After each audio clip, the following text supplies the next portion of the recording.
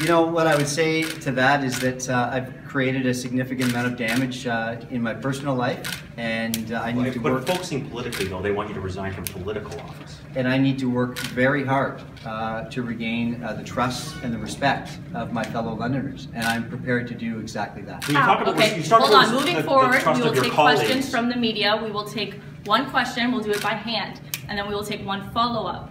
I don't want this to turn into a shouting match, so that's what we're going to do. Patty, you may continue with your question. You talk about restoring the trust of your council colleagues. That would include the Ward 5 councillor, Maureen Cassidy. Can you talk to us about your ability or your willingness, or you think your potential to restore that relationship? Yeah, I intend to work with each of my council colleagues on restoring the trust, restoring the respect that's required for all of us to work together, and that includes the Ward 5 councillor. Daryl? In 2014, this is your policy platform. It promises zero tolerance for bad behavior and poor ethics. What does zero tolerance mean to you?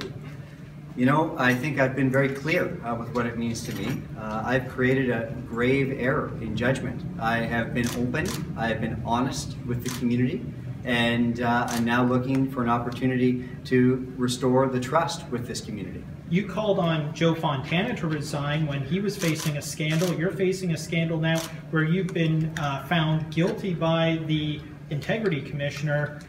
Should you not then resign? I accept fully the Integrity Commissioner's report. I accept the criticisms. I accept the conclusions. And I also accept that this is now my opportunity to repair the damage that I've done in my role as mayor, and I'm going to work very hard to do that.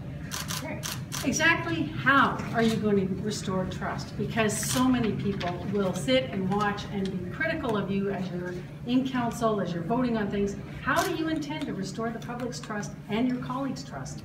The only way to do that is through action. And what I intend to do over the course of the next 2.5 years is to work as hard as I possibly can to demonstrate my commitment to Londoners and to demonstrate my commitment to this community. Next question, we have a follow-up. Go ahead. How do you expect to maintain a professional relationship with Maureen Cassidy after all of this?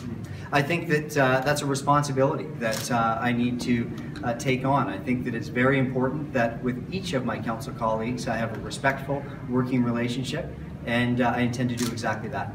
Matt, it seems clear, I think, to a lot of people that you've humiliated the city on a national, maybe even an international scale. How can that be possibly repaired?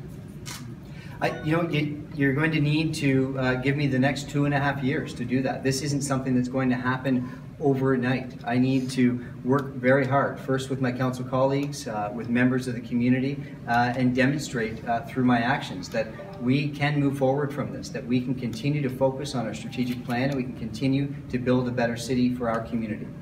I just wonder about when you're talking about policy decisions, will this not constantly come up? It seems impossible to me that it won't. I think that I've taken full responsibility for my actions. I've been open and I've been honest. I accept the community's criticisms. I accept the fact that I need to regain the community's trust. Next question, go ahead. What conversations are you having with your kids?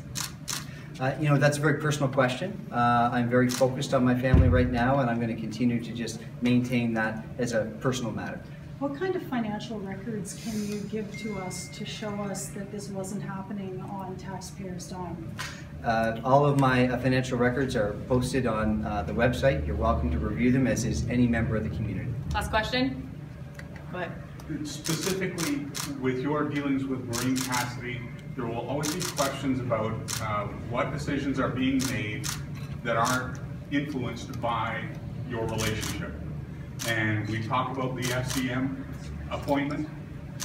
How can you assure the public that your decisions haven't been biased in the past or won't be biased in the future? And does that not put a cloud over your mayoral seat from this point forward?